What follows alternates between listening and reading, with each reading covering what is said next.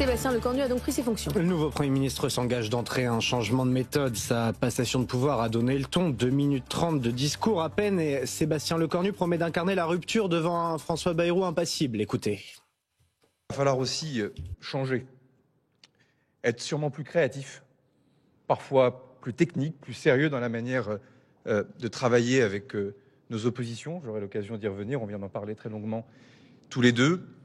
Mais je le dis aussi, il va falloir des ruptures. Et pas que sur la forme. Et pas que dans la méthode.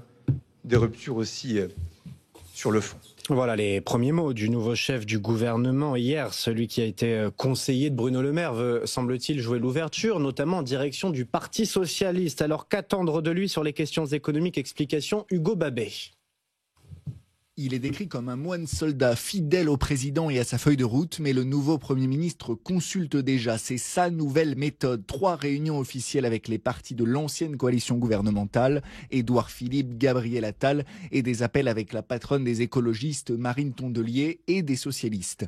S'il doit obtenir un accord de non-censure, il est prêt, selon son entourage, à des compromis, mais 3 ans au ministère des Armées l'ont convaincu. On ne touche pas aux entreprises qui tiennent le pays à flot, notamment celle de la défense, dont le budget sera sans aucun doute conservé.